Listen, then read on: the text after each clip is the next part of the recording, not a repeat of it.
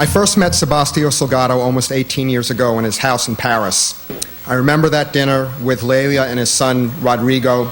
We talked about photography and the projects we were doing, and he gave me copies of the Spanish and French editions of his book on the famine in the Sahel region of Africa that he had published with Doctors Without Borders. The work was quite amazing, very powerful, but I had never seen it in the United States.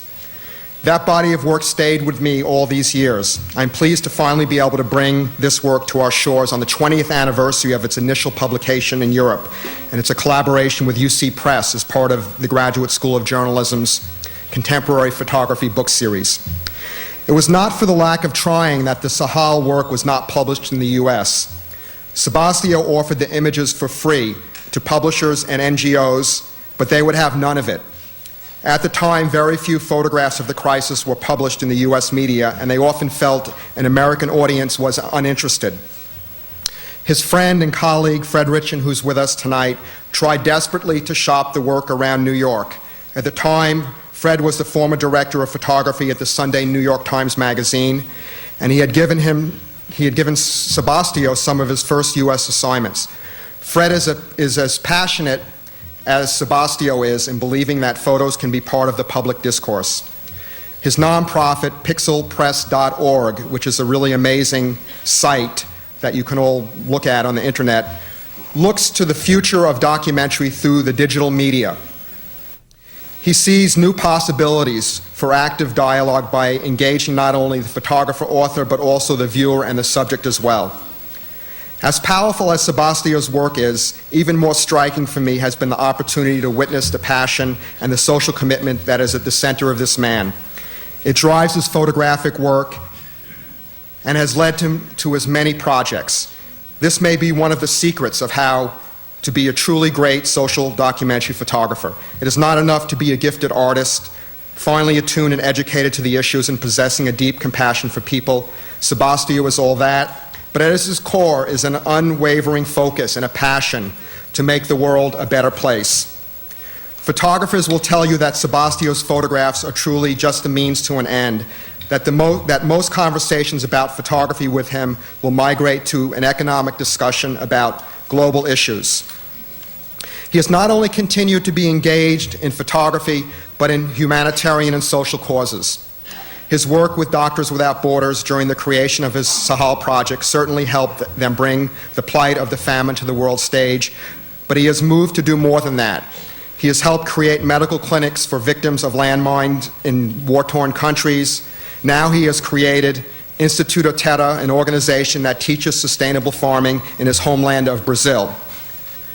Over the years, we have had many collaborations. I remember his generosity with the International Fund for Documentary Photography that I helped co-found with Kerry Tremaine and Michel Viens to support documentary photographers who were struggling to find economic aid. He donated hundreds of his original prints for the fund to sell. The proceeds were used to support emerging photographers working in the documentary tradition in all 5 continents of the globe. He is part of a grand tradition. From photography's inception, it was seized upon as a social and political tool. Photographers with a passion about the issues of their day and a deep compassion for their fellow humans found ways to create powerful visual stories told from an intimately human point of view. The early bodies of work by social documentary photographers could not even be published because the halftone process had not yet been invented. These socially engaged photos were shown to viewers in lectures with lantern slide projections. Later, they would appear as illustrations in pamphlets or periodicals accompanied by texts rather than as prints hanging in salons where most of photography was seen. Social photographs were meant to be part of a campaign rather as standalone images and stories. The pictures were shown in groups highlighting the issues rather than the photographer. Photo historian Naomi Rosenblum says a crucial aspect of social documentary photography involves the context in which the work is seen. With publication of the Sahel in the United States, this has become a wonderful opportunity to sit with Sebastio and Fred, two of the most influential figures in contemporary documentary photography, and look at some of the important issues surrounding the Sahel work, but also try to talk about some of the issues facing photography. What motivates a photographer to do such work? What are the obstacles of getting this work out into the world? Can photographers continue to be the public eye in the 21st century? Before we begin this conversation, we thought that looking at photographs might help us to frame this discussion and to give it some context. The slides you will see are a small part of a large tradition. They form a tribute to some of the social documentary photographers who have used the power of the visual image to look and to witness their time. Photographers like Jacob Riis, Louis Hine, and Dorothea Lange, to name a few.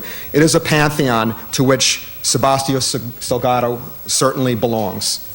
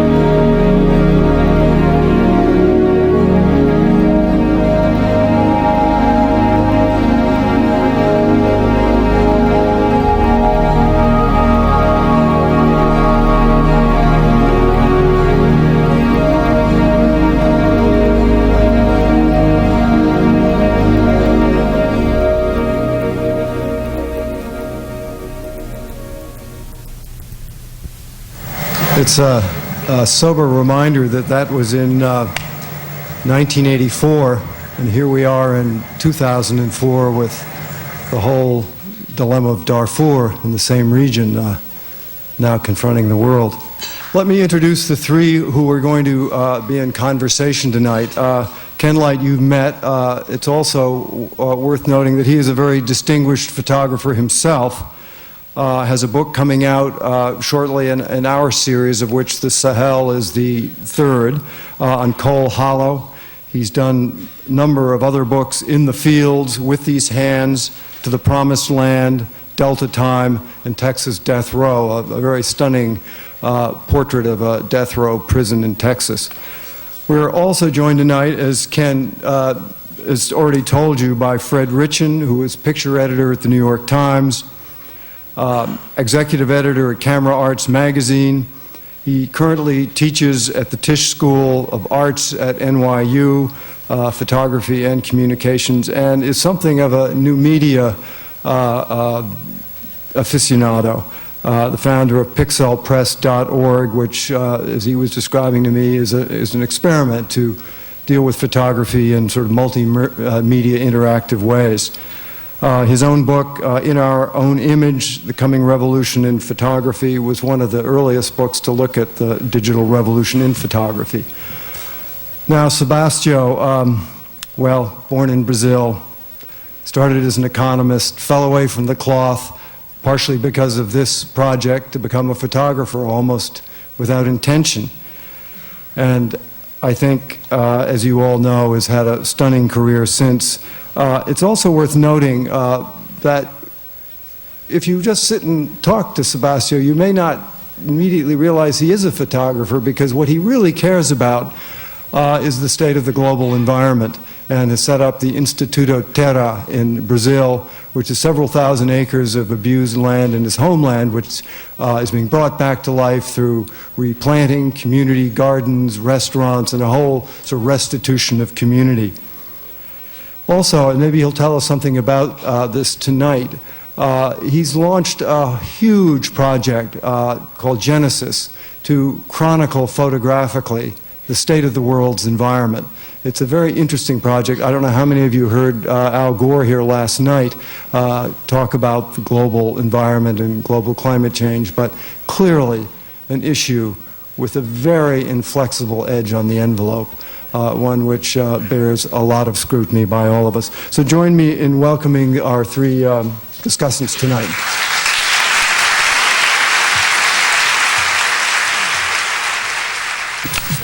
Good evening.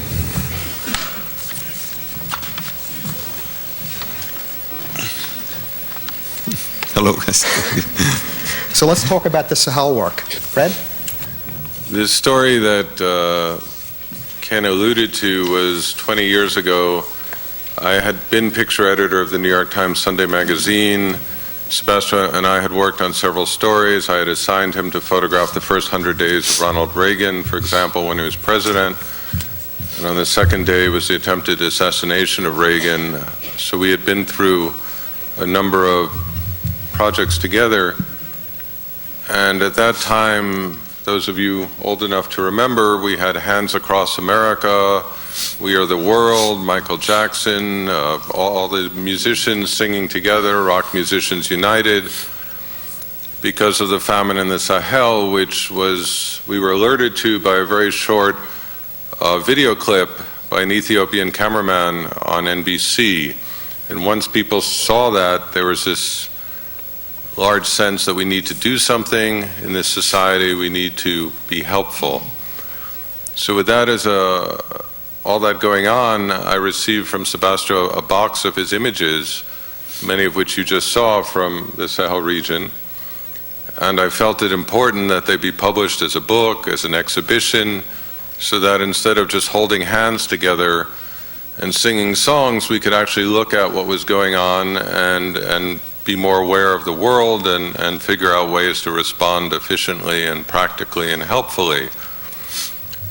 At that time, the newspapers and magazines in this country had published very little of this work, when his work was shown to the World Hunger Year people who give an award. It's the estate of Harry Chapin and Kenny Rogers for the best work, photographic work on famine or hunger. His work was automatically disqualified because it was not shown enough in the United States. At that time, I remember People magazine showing Ted Kennedy when he went to visit starving children and pick them up.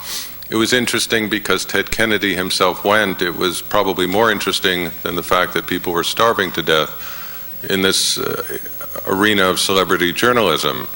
So in showing the work around, I was quite frustrated and disappointed to find out that the almost universal reaction in the book publishing world and the exhibition world was that the pictures were too depressing to be shown, that in fact nobody would buy the book, that publishers would lose money if they put out the book, and we couldn't really ask them to do that. I remember a literary agent with a white shirt and tie crying at his desk when he saw the pile of pictures, but saying right after he finished crying that he would not show it around because the pictures were too depressing and nobody would want to publish the pictures. At that time, both in France and Spain, the pictures were being published in a direct campaign by Doctors Without Borders, not in bookstores, but direct mail. My memory is that in France, at that time, in the mid-'80s, they raised $40,000 to help the organization stop famine, to help the people. But in the US, nobody was interested in running the pictures. A few years later, in '89, the famine that he was photographing, the period was '84-'85, I got a call from Sandra Phillips, who I think is here, from the Museum of Modern Art in San Francisco, asking if I would curate, as a guest curator, a midlife retrospective of Sebastio's work, which both Sebastio and I were very excited to do. But the great irony was that it took several years for the work to be seen. The Sahel work was part of the retrospective, and it wasn't until Sebastio himself was viewed as a strong enough artist that actually people in this country could see what was going on in the Sahel. The paradox being that the messenger had to be elevated over the message for anybody to pay attention to what was going on at that time. So that's a long answer to a short question, but that starts to set the scene for why the publication of this book took 20 years, and the University of California Press is finally the press that stepped in and said, that this work has to be shown. And is this work pivotal in your growth as a photographer? How important was this body of work? And can you talk a little bit about how it came about? Yes.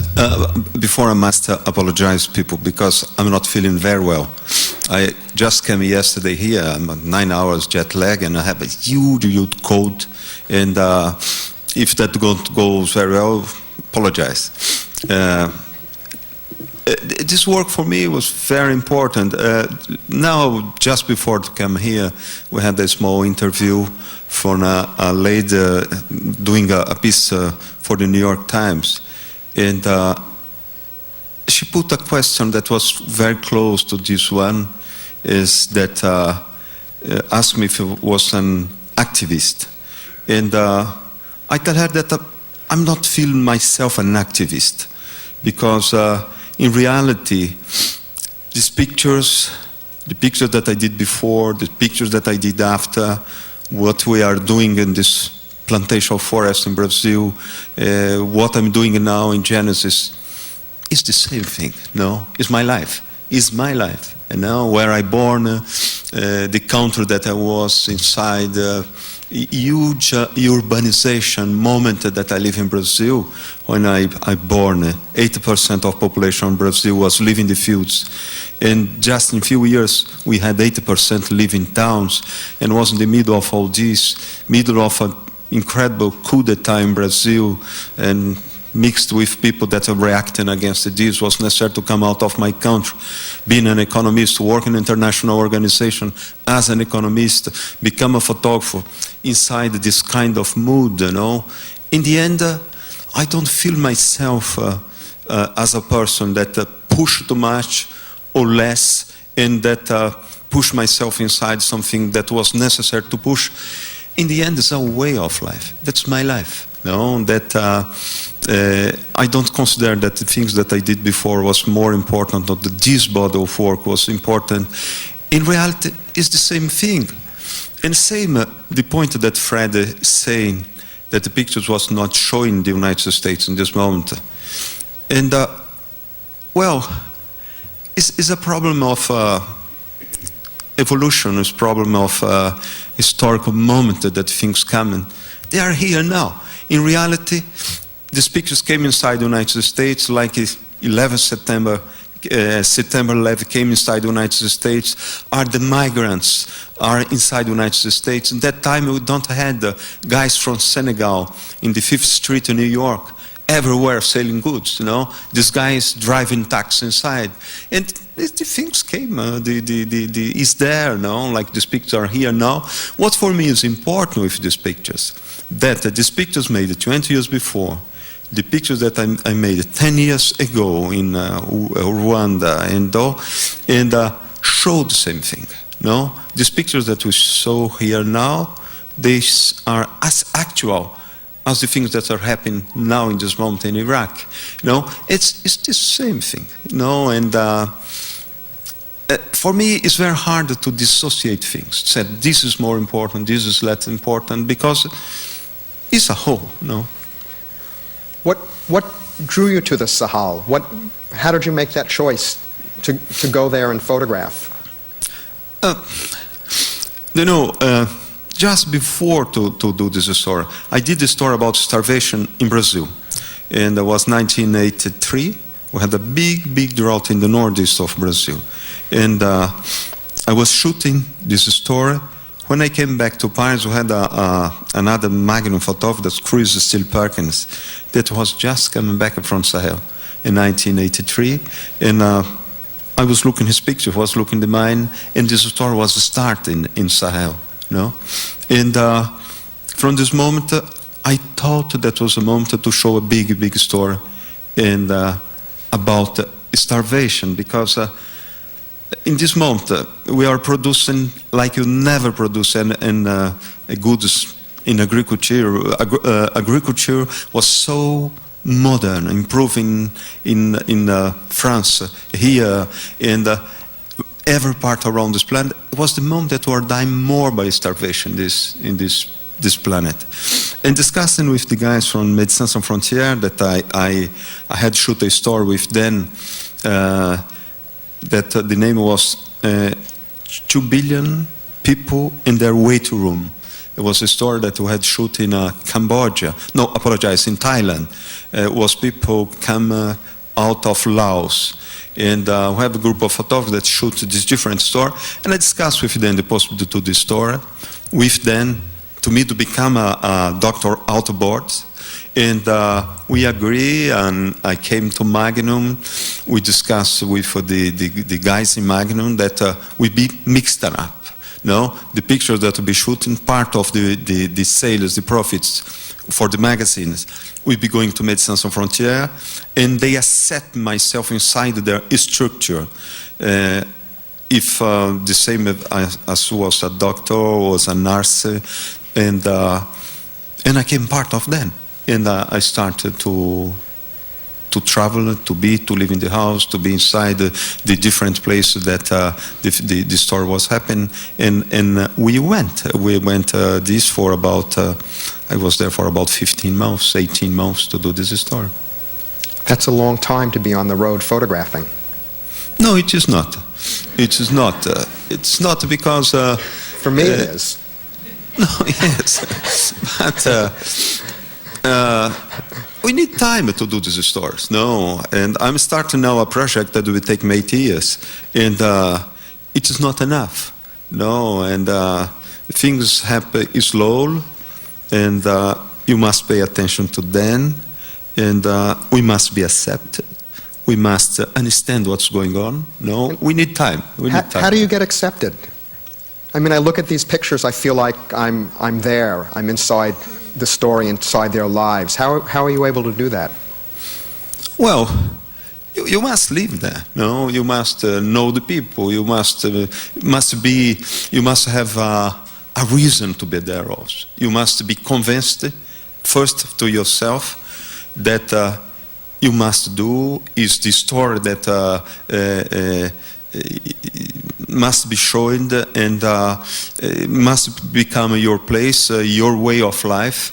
In this moment, there is no, let's say, a margin, there is no space for doubt for you, for the person that you are photographing, for the person that you are looking the pictures, and I believe that that is this. You know. Fred, is that closeness that Sebastio gets? Can you talk a little bit about it? You've talked a lot about his work in writing and lectures and in editing. What is it? Let me just turn it a bit. One of the issues in the mid-'80s in photographing what was going on in Africa, like what I talked about earlier with Hands Across America and so on, was we had this image of a very powerful country, this country, which saw in itself the possibility of being generous to these other people in Africa, which seemed particularly at that time quite far away. And that if we could bring food or any kind of help or aid, it was a kind of a proof of the generous spirit of this country and the people in the country. And when I was writing the introduction for this book that just, on the Sahel, that just came out, one of the things I found that really interested me tremendously was that environmental scientists found that one of the causes for the famine in the mid-'80s that Sebastio photographed is now viewed to be pollutants in the air that come from factories in Asia, Europe, from the developed countries. So in a sense, while we saw ourselves as very generous and helpful to these people, selfless kind of a help, it turns out 20 years later that in a sense we were implicated in the apocalypse and in the disasters that befell them. So it wasn't simply a kind of, gee, we were the nice guys, but it was in a fact that we were implicated in the entire process of their lives as well as our lives. And I think Sebastio before, when he was talking about September 11th, his feeling is that since September 11th in this country, we've begun to absorb the rest of the world. We've begun to feel like the rest of the world. We have problems and conflicts and fears and anxieties like people in Africa, people in Brazil, people in many places have lived with for a very, very long period of time. So there really is no other. It's us. We're all part of that same kind of integrated sense of being alive. And I think it's a long way of answering Ken's question of how does Sebastio become close to people. I think the feeling I have from his work is that he never feels distant, because he feels that we're sharing the same destiny somehow, we're sharing the planet together, and that all decisions from the election next Tuesday to whatever it would be has a global impact. That we cannot anymore run the illusion or pretend to the illusion that we're different, that we're separate, that we're isolated, that we're insulated. In fact, the world has found us. And I think the world found Sebastio much earlier, and I think that's something we see in the pictures. And the fact that 20 years later we can come around to publishing the pictures is a sign, I think, of our own maturity, that we've begun to understand that the world has found us, that we're part of the same world, and that there really is much less separation than we once thought. But what about technically? I mean, you've been a picture editor. You look at a lot of photographs. I'm going to pin you down. I'm sorry, Fred. I come to Berkeley to be a little bit lyrical. I know that. We let you do it once, and then, you know. Sebastio had a theory which I wrote about in the Uncertain Grace book, which is that there's a circle, and there are some photographers who photograph the tangent of the circle when they photograph other people. It's like a Cartier-Bresson, who is brilliant at that kind of choreographed, decisive moment, rhythm of life. And there's a circle, and he takes the tangent, that 125th of a second. And Sebastio's point It's always interesting to quote somebody who's sitting next to you. And he wants to learn from this, so... And Sebastio's point was that you have to enter that circle. If each person, if each group of people, if each culture, each society has a kind of circle around it, and you have to enter it. You have to photograph from within that circle, not from without. You can't look at the person as the other, but you have to share the same psychological, cultural, emotional, philosophical, spiritual space as much as you can. And I remember once we were at Coney Island together, of all the more banal places to tell stories about, and his ability to photograph on the beach. Many people would say, "Oh, I'm afraid I have to stand, several meters away. I can't, occupy their space."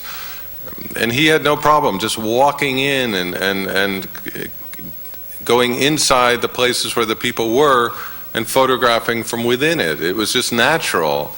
I find the photographers who are nervous make the people they're photographing feel nervous. What's being taken from me? What are you doing to me? And with Sebastio, it's quite natural. He just walks into the space like that's what you're supposed to do, and people respond like they're happy that he's there for the most part, as I've noticed it. It's not a kind of a confrontation. There's not a bitterness. There's not a strain, but it's kind of an ability to become an amalgam with other people. And I find that's. It was like when I assigned him to photograph Ronald Reagan. Why assign somebody who at that point didn't speak English? Not yet.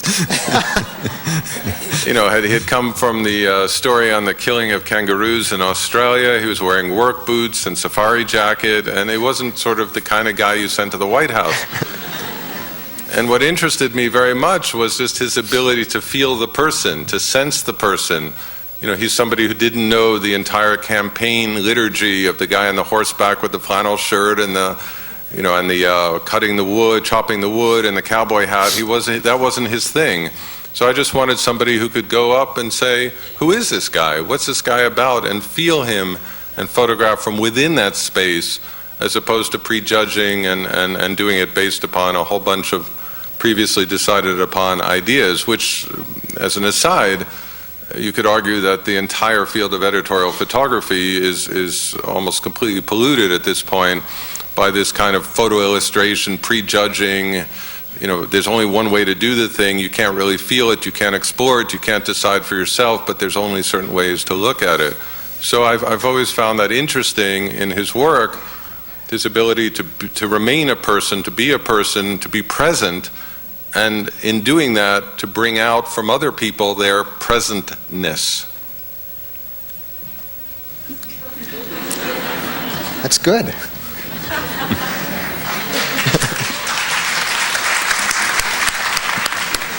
And how do you do that? How do you go into a place like the Sahel with what we've seen and keep that center and tell the story?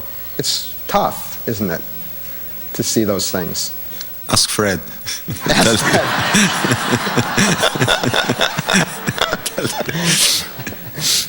No, once I was in Portugal during the, let's say, this 1974-75 revolution in Portugal, and with a friend for French television. He was back to me. I was photographing people walking the street, people was in the windows, their house. I was shooting, going. When I look back, my friend was apologized for me. No, because apologizing because he was taking his picture, no? And the people are giving the picture. No, I believe that there is a way that you come to people that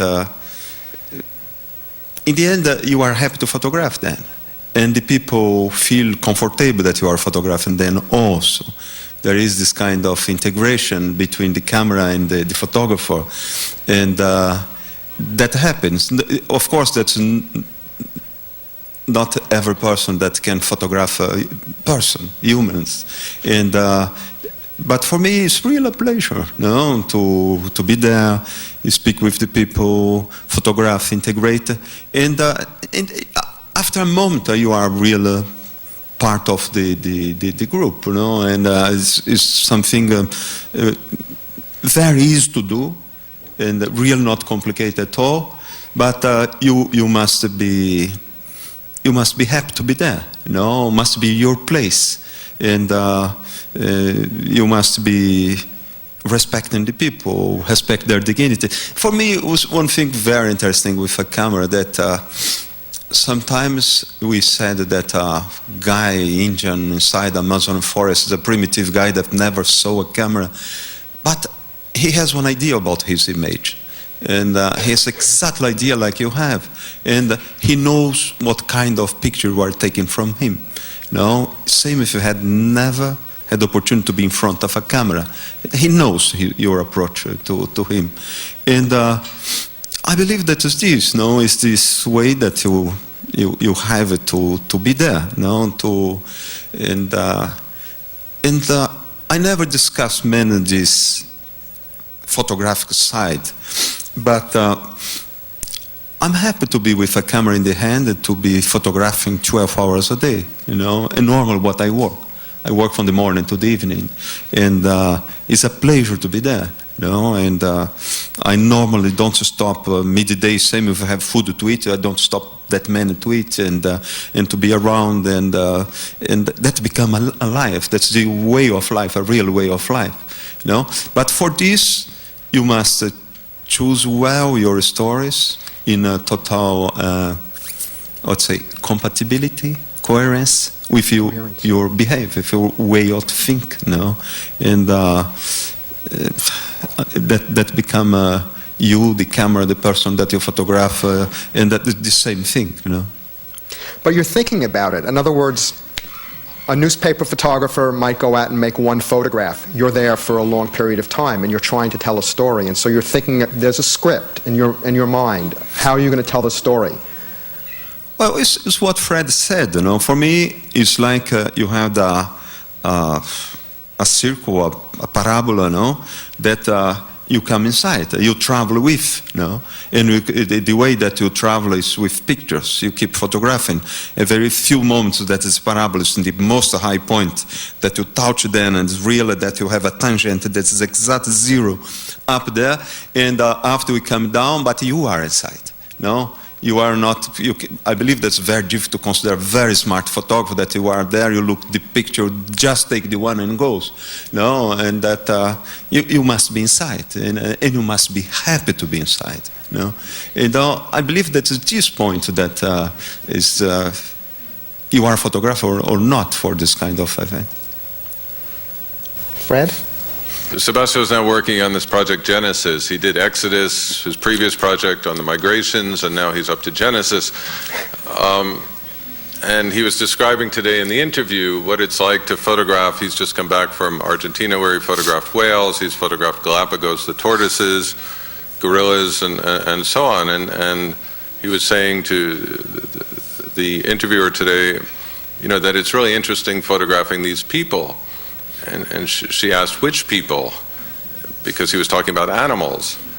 And in fact, I think it's somewhat in the translation, but I think the issue is that, you know, once you respect the animal, they become a being, they occupy your whole world, and you try to understand who they are, what makes them go, what's going on, and you give them that sort of an intention, which more commonly we're used to giving to people, not to animals, because he has this major exploration now of what the globe was like before it was spoiled by so much of what we call civilization.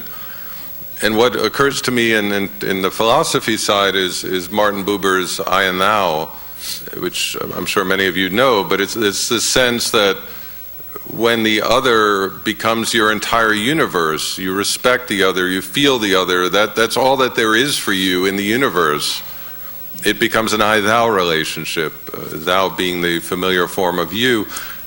And when it becomes instead a killer whale, you know, of 72 meters, it becomes an it. It's an I-it relationship. It's a category. It's a genre. You don't accord it the respect that you would to an actual being, the way you do when you fall in love or when you pray or whatever it is.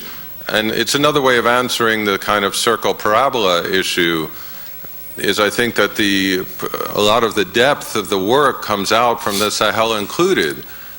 Because at the time, I remember the pictures of the big-bellied child starving, famine, with the fly on the cheek and the tear coming down.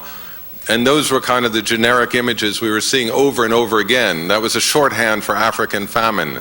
We knew it happened, it will come again, and it will come again, and it will come again. Those poor people, those it's a genre. It's the African famine genre. And in Sebastio's pictures, he actually looked at the people and what was going on. There's a picture that that Ken showed of the man carrying the child, and he's wearing just a little bit of clothing, and the man looks very dignified and severe and stern. And what you don't know, because you didn't read the caption, is that the child in his arms had died a few days before. But the man had promised his child that he would bring him to the relief center, where he could get food and medical attention, and he carried out his promise. And Sebastio took his promise at face value and accorded him the photograph that dignified the promise and the family relationship. And that's not something you see, with all due respect, in People magazine, in Time magazine, in these kinds of periodicals, in which the famine of this week is replaced by the war of next week, and so on and so forth. And I think that's why the pictures have a staying power, and 20 years later they mean something. And the fact that the Red Cross said last week that the people in Darfur and Sudan, in the same places he photographed 20 years ago, are now facing a famine due to the genocide, which will dwarf the famine that we're looking at tonight, means that there's an unfortunate relevance to the pictures that he's showing as well, that they last, that they endure, and that they continue to remind us of the human condition. And there's also an activism in the work that's important. Ken, you knocked me out, Ken. Yes? That's my job, Fred. You ask these telegraphic questions. There is an activism in the work. You see, there's a change. It's different than what other Right. people do, what other photographers Right. do, isn't there? In documentary photography and photojournalism generally, there was an assumption made generally that all you had to do was be the eyewitness, be the witness, publish it, and then the governments or people will come up with the right reaction. Show what's going on, and then they'll do the right thing. You can't be expected to do more than that. And that's the tradition, the conventional tradition in documentary photojournalistic work. Sebastio, in this work, said it's not enough to just show what's going on, but the actual work itself has to be integrated in the solution. You can't just show the problem, but you have to solve it simultaneously, because otherwise you're being irresponsible. So in this work, he worked with Doctors Without Borders in the French edition, Spanish edition. When The Uncertain Grace, the midlife retrospective, came out, the Doctors Without Borders used it as a reason, as a publicity to establish their U.S. headquarters as well. So it's always not enough to show, but it's also part of solving some of the problems. When he worked in, I believe it was Cambodia, on landmine victims, people who lost limbs, arms, legs from walking in the fields, he used some of the proceeds of the work, it was published in the London Times and so on, to establish a factory and train people there in Cambodia to build better prosthetics, better arms and legs to replace those that were destroyed. And I think if you have to say one trend that's probably the most interesting in documentary photography in the last 15 or 20 years, is the many, many, many photographers who are now working on the same strategies, who feel much better about their work, about themselves, when they're working in alliance, not necessarily simply with a publication, but with an NGO, a UNICEF, World Health Organization, Rotary, whoever who can actually do something about the problem. So in a way, it's a shift that's not been commented on, because there's a neutrality in journalism and documentary. But I think for many people who've actually stood there and watched the disasters unfolding, it's insufficient to assume that simple publication in a magazine will end up with the proper results, and they then volunteer their work their services to whatever organization it is that they feel can be effective in resolving whatever the problems might be. So I think in terms of activism, the telegraphic question, it's obvious that Sebastian was saying before in the interview that I'm not an activist because when you're born in Brazil, your whole life is implicated in politics. You're aware of the inequalities of the social problems. And when then you become a photographer and you evolve into that kind of a life, all your photography is inevitably, it has to be, involved with the making things better as opposed to the more distant witnessing, which is the more traditional concept of documentary. For me, when I tell, when you put the question about activism, that is a full movement inside. And for me, I participate here in California now for 4 different big meetings discussing sustainable development. One was here in Oakland, 2 in University of Stanford, 1 another place named Bioneers. And I saw a lot of people speaking about sustainable development. And that I'm not speaking about what is doing here in the United States because I don't know. I'm speaking what is sustainable development doing in the south part of this planet, from where I come from, and where we are working a sustainable development project. And in the end, I made a lot of speech, I saw a lot of pictures, and people came to me very enthusiastic. I spoke, that's very interesting, that's fantastic. But it's like to have water in an open hand, the water gone and disappear, and after you are alone. And from this moment I start to see that no more I will participate in this kind of speech, because there is no continuity. There is a speech, there is let's say a urban activism. There is something there, but don't go beyond. That's the point. It's not integrate with the reality. There is a big separation in what we speak and what you believe that must be and what really is going on. And in reality, this project that work in Brazil, we raise some funds here with few institutions, few people that are really correct people there, but all others, they think that's interesting, but they are not real there. And finally, the majority of funds that are raised to work on this is the people from there, not people from here. Because it's so distant. What be together and discussing a problem and be inside of the problem. And I believe that this is the difference in same in photography. When you go to photograph and just to take the pictures, you bring to your magazine, and it's finished. And that when you are with institutions that are working there, you are there, is your life, you are integrated, the pictures are provoking debate, discussions, and raising funds, and being published at the same time. I believe that there is a kind of dynamic inside this. That photography is just a slice of this dynamic. And for me, what's sometimes bothers me a little bit is to take the photography outside of the this context, and show the photography like that is documentary, that is activism.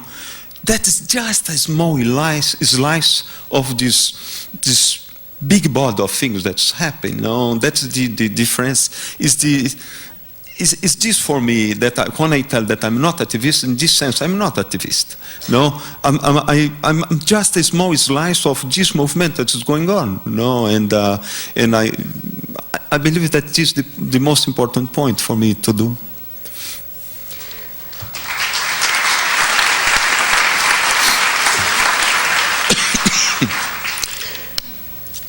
And we hear this story often in the past when we've gotten together, how you went away with Lelia. I'm sorry she didn't join us tonight. And she lent you her camera. And somehow there was this connection with this object that pushed you forward. What was that experience like? What happened that made you pick that tool up and move in a different direction at that point? I believe it's. I was discussing this morning. We went to the one institution in Palo Alto that's admin this project, Genesis, and I was discussing if we arrived a little bit early in the meeting, and a guy came to discuss, to entertain us, waiting the other come, and one guy from India, and he put in the same question, how you arrived there and this thing, and I said that. I'm here, but it would be possible that I would be not a photographer, never in my life. Because if Leila had not get this camera in this moment, he was doing studies of architecture. And probably if she had get this camera, or 2 years before, or 3 years later, I probably never be taking photography.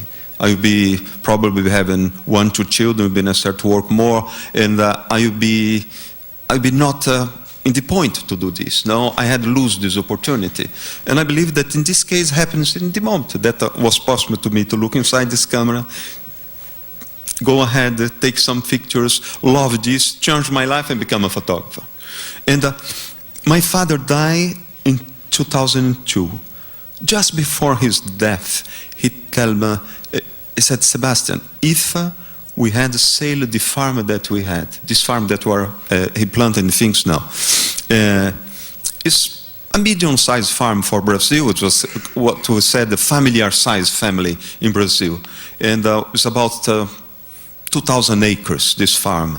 And a lot of farms sold the farm in a moment of the inflation in Brazil was very, very high.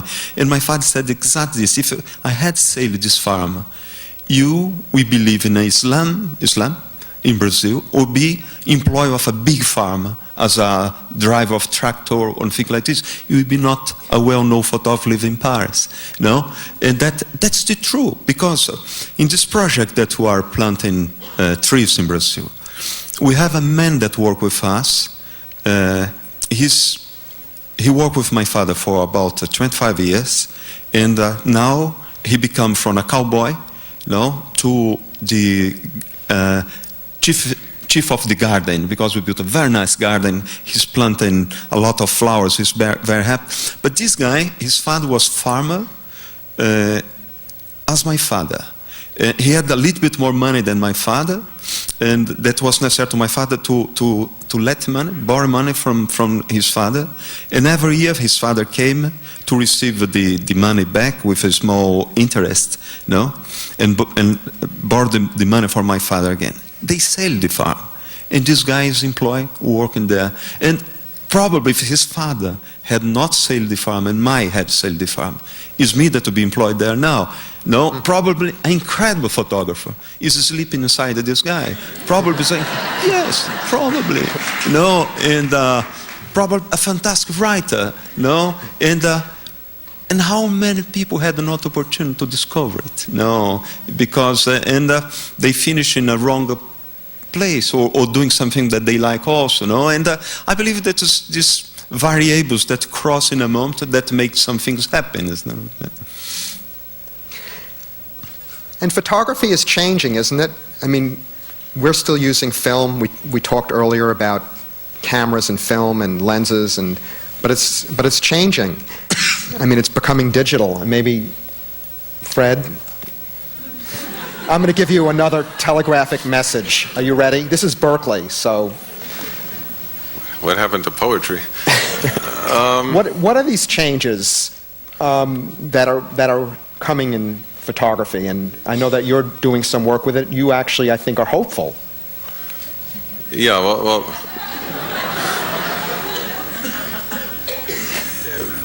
you can say that, this is the year that photography became digital, that the majority of cameras being sold are digital, that Kodak has stopped making slide projectors for those of us who still use slides, and so on and so forth. The war in Iraq has been the first all-digital war, whereas I just finished a book on the Vietnam War, the photography of the Vietnam War, and there a photographer might photograph and send back the film to New York or Paris, and then months and months later find out what they actually was on the film.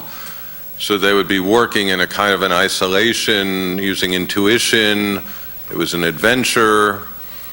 And now in the digital, you see on the back of your camera immediately the picture. The picture editor may expect the transmission within minutes of the event, and you're on a very, very tight leash. You might even be embedded,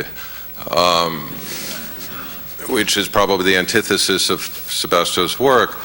And with all that going on, you find that the professional photographer is often the one covering the photo opportunity, mission accomplished, the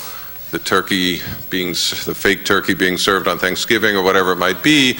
And so by doing fake photographs, you become, I'm being a bit, let's say, ironic or even acerbic at this point, but the ability to make those fake images in a sense is becoming part of the defining mechanism in which one can call oneself a professional. I say this out of frustration and anger, not to in any way disparage the people who are trying very, very hard in the field to do otherwise, because nobody's happy with this state of affairs. So we come to Abu Ghraib prison, where the pictures are taken not by professionals but by soldiers. We come to the pictures of the coffins of U.S. soldiers being transported back, which is taken by a worker or a defense subcontractor. We have the pictures of the gruesome pictures of the beheadings, which are taken by insurgents/terrorists. And the professional in all this is really unable now to go in the streets to photograph. It's too dangerous, it's too difficult to do. So there's a kind of a turning point in what it means to be a documentary photographer, particularly in the editorial arena, which usually self-defines as dominated by only one or two or three major stories at a time. It's very difficult to do anything but Iraq for many people at this time, because there's no interest in anything but Iraq. So one becomes, in that sense, a very marginal player, as opposed to somebody having the major impact, let's say, that photographers in the Vietnam War did.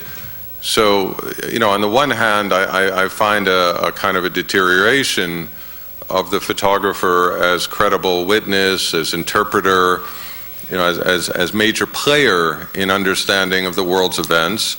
On the other hand, I find that if 20 years later Sebastio had sent me that box of pictures today, I would immediately, by this evening, have them on the internet, have them available to be linked to by every major publication in the world, and have them seen by hundreds of thousands, if not millions of people within the next few days.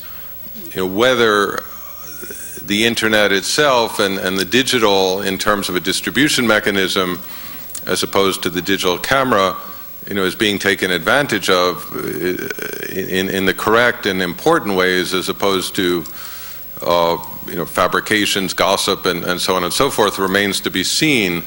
But the optimism in me comes out of a sense that you can now tell stories differently. You could use nonlinear narratives, you could use hypertext, you could use sound, image, video, text, you could have the subject's reactions. Like I always wanted with Sebastio's pictures from the Sahel, if the people there could actually comment on the images while the images are being made, some of the people, what would that mean? So journalism becomes much more a two-way street. So in that sense, I'm quite optimistic and quite hopeful that we will take advantage of these new tools and these new possibilities. The failure, I think, is in conventional journalism and documentary work, because the initiative, the desire to compete with television, to be real time, to be always there, really means that for the photographer, it's very, very hard to be in depth, to explore, to think, and to do work that in any way is comparable to the work that Sebastio is showing this evening. Well, for me, digital is something very interesting for the photographers that are starting now, that shoot. They don't have more all this have work to develop the films, to edit then in a contact sheet and to do prints, all these things. But we must say that digital is only for one kind of photography, it's only for color. There is no digital for black and white. And that means that it's the end of the black and white. Because you turn a button that becomes black and white, but that was not conceived in black and white. To shoot in black and white, we must mind in black and white, we must expose in black and white, you must know how to expose your film for the beloved, and to do more dense or less dense, and it's like to do the kitchen in black and white. Put a little bit more pepper, a little bit more salt, and you made your taste. And the color, always the slides were exposed more or less in the same sense, that one maximum 1/4 of stop, the contrary you had to lose your picture, and that means that goes more or less in the same sense. And another thing that's happened with digital for me is a big transformation in the reportage that's going on, because you see these wars that Americans are made, like Afghanistan, like Iraq now. And many years ago, when you have an event like this, you send photographers that work long there for weeks, as was in Vietnam, Fred said. But now we have 2 or 3 agents, major agents, that don't use their own photographers. They get local photographers that are good photographers, but they put this in the web, they send this immediately in the magazines, the newspapers are publishing the other day. And what is modifying a lot and become very difficult, the photographers that were working long term. And I believe that we are in a momentum in photography that the things are real, going very fast in the turn. I'm starting this project now, I'm working now close to 1 year in this Genesis project, where I changed the format of the camera.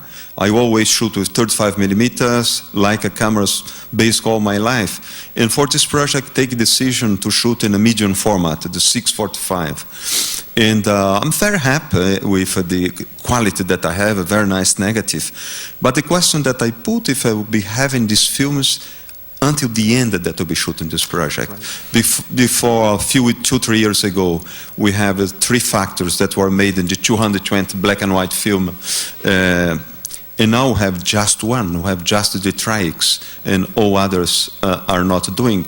And if the digital advance a little bit more, and the fashion photographs that were basically this film come to digital real, probably have not film to go ahead on this. You know? And that means we are in a very special moment for me. Black and white is very, very special what's going on.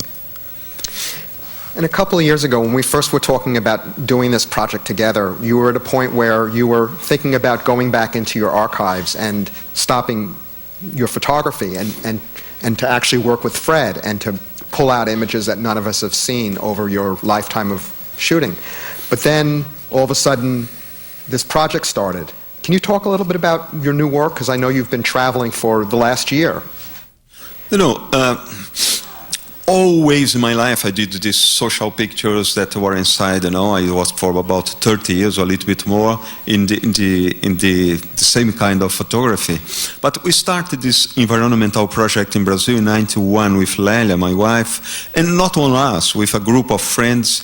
We put together one idea because we bought this land from my father and my sisters, and we started to mind in a project to see what was possible to do in our region that was completely destroyed. And we went ahead with this project. We transformed this land in a national park, and we create a project to rebuild this in forest, create an ecosystem looking much more like the ecosystem that we had destroyed. And that evolved to a school, environmental school, and a big nursery, and work with a sustainable development project. And my life became very environment, completely inside. And I started to see that we had no difference, and to see this big correlation with poverty in third world countries and the destruction of the environment. The things was going more or less together.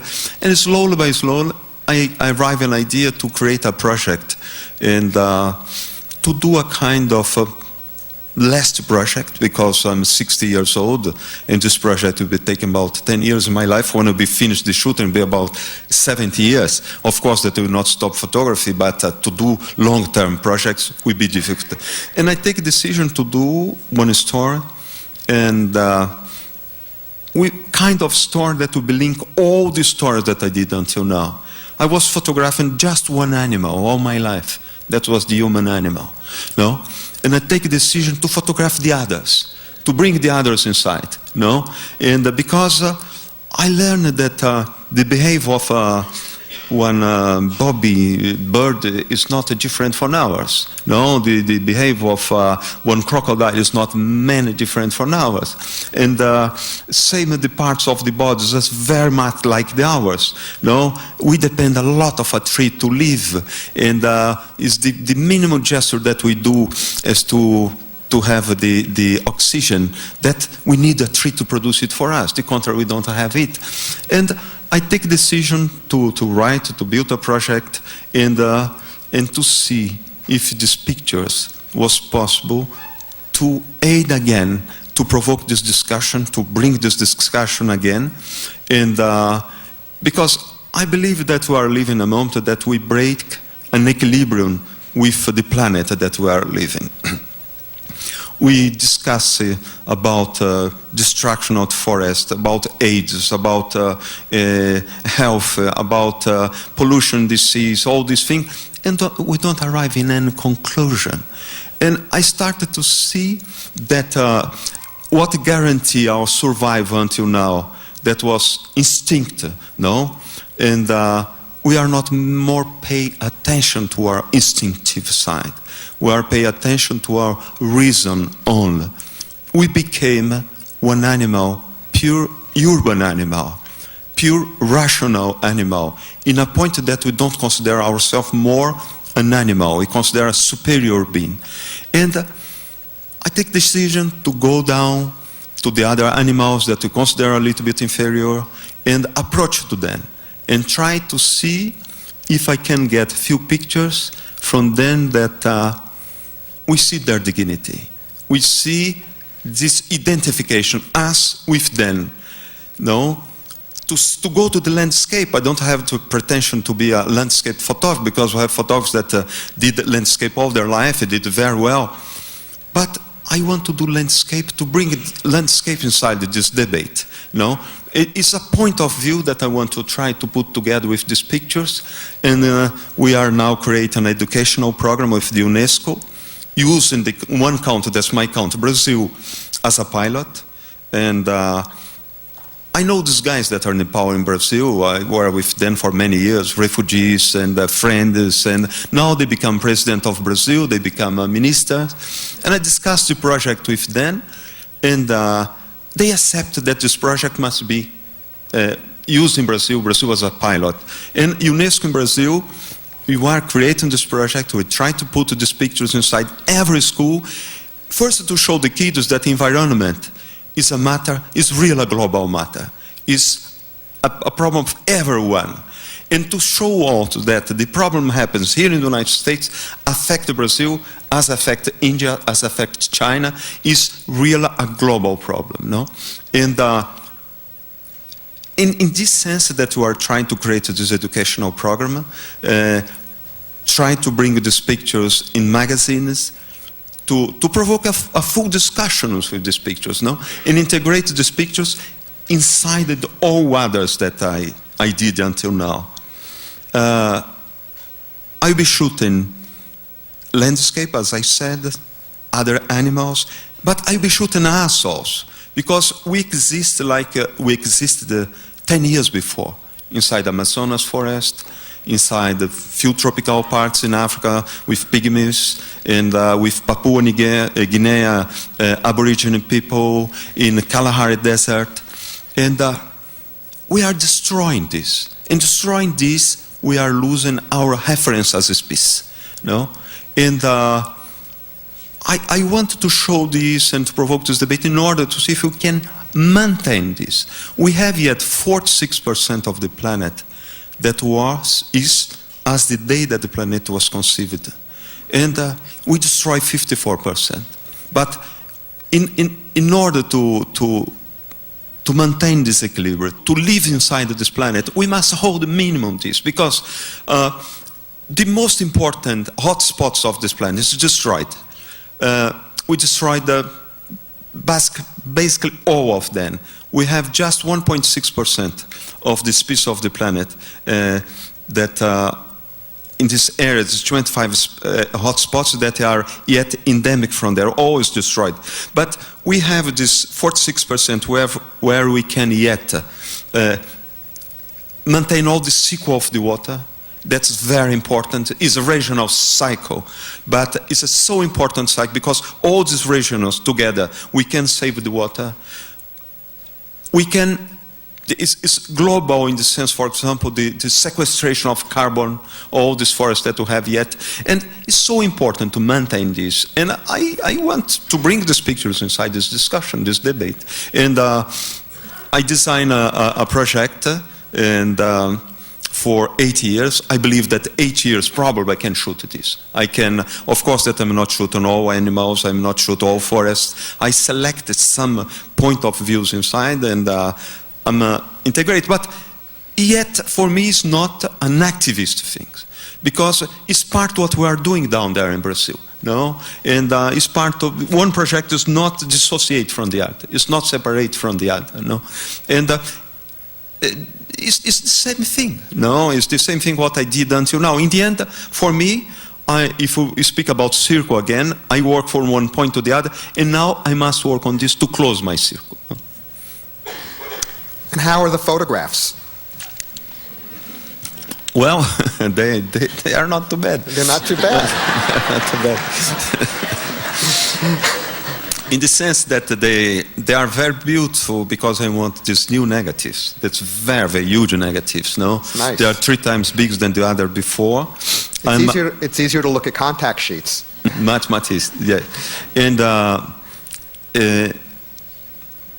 I'm very happy to be integrated with the other that's other beings, you say, in the end, with the other humans, no? Because and I think that is as easy and as important that when I photograph only the humans, no? And I'm fair, quite happy with the result, and spend the time with these guys, and you can have pictures that us, this species, can understand the dignity of the other. I'm starting to have this collection of pictures that it gives me a lot of pleasure to see them. That's great. Have you seen any of the pictures, Fred?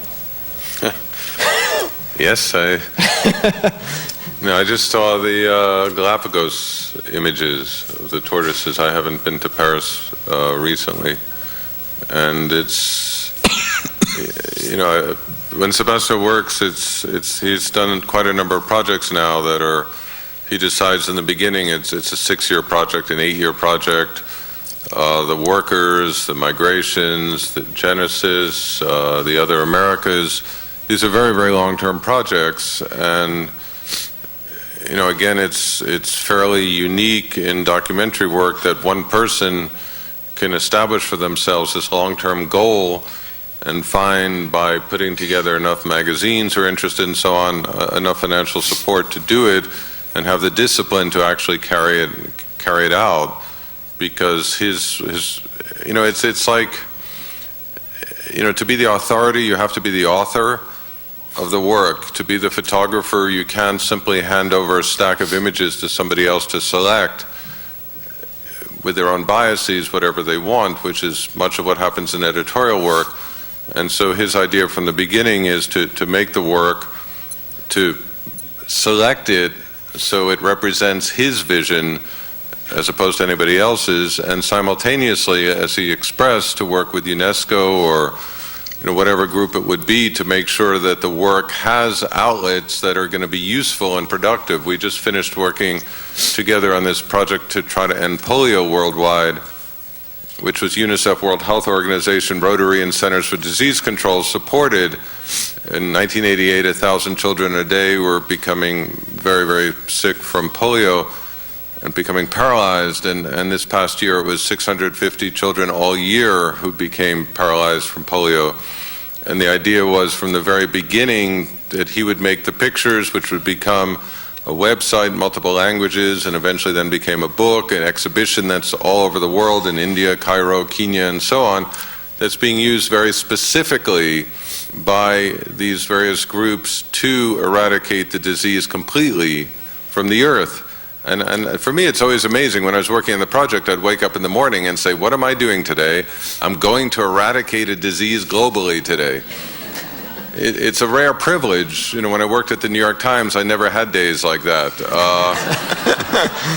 And so it's been fun, you know, to work on these, you know, long-term projects, because you have a sense that the work is being done in a very disciplined way, with a focus, with an attempt at the end of it to actually impact the world in very, very significant ways. So to go from, you know, trying to eradicate a disease to a place where one is, you know, trying to save, to a certain extent, the environment, it's actually an interesting way to combine, you know, the visual language, the photograph, and actually make it much more than the photograph, but make it implicated in the change itself. Now, Fred is speaking about one project, that's the polio project. I believe that's very important to speak about one detail inside this project. I work with one organization, main organization inside this project, and one of them was Rotary International. Rotary International, I had never any interest in Rotary International. When I saw Rotary International, I simply don't walk in front of the door on the other side, because I thought, well, these guys, who are these guys? No, and they are so special, so beside. And when I was working this project, I discovered that Rotary International was financed half of the whole full project. They raised about $600 million in order to eradicate polio in the world. It was not just Rotary International from rich countries. And once I was come down in Amazonas River in a small boat, came a lady to me and said, you are Sebastian Salgado? I said, yes. And you are working polio project. I said, but how you know this? I said, I'm a Rotary International. That means the guys in Amazonas, the small Rotary, they were raise money for polio. No? And for me, what's an example is when I was speaking a few minutes ago about to provoke a discussion, to provoke a debate. That means we can bring the discussion inside any kind of structure in this planet. The guys of Rotary bring inside the structure, so special structure, one idea to eradicate the polio. They are eradicating real the polio. No, it's possible. And with the eradication of the polio, we are creating a system of vaccination on this planet that after that we eradicated the polio, will be possible to eradicate the malaria, will be possible to eradicate the hepatitis B, and because we have a frame that's been created with this. And for me, it's the most important thing in photography, in any kind of thing that we do, and not to leave any margin for any cynicism inside. If you want to do, we must do. No? If you want to be integrating a project, we must really be integrating a project. If doing photography that we believe that photography can add to change the planet, we must really trust this and put your life inside and do. And I believe that's the only way probably that we can have to modify this huge misunderstanding that we are living now in this planet. I believe that we can make yet the correction of the trajectory, if you want, but we cannot leave any margin for cynicism inside. We must really behave with one not a margin of sin, but a big margin of responsibility inside. I believe if we do this, it's possible to do any kind of thing. We can rebuild all the rainforests in this planet. That's not a problem. We are rebuilding a slice. With this slice, we see that we can do. We have resources to do. We can finish with all the diseases. We can be in peace with all the nature, with our planet again, if you want. No, but I believe that this is the most important point. You know, don't leave this limit for this cynicism that sometimes destroy a lot of things.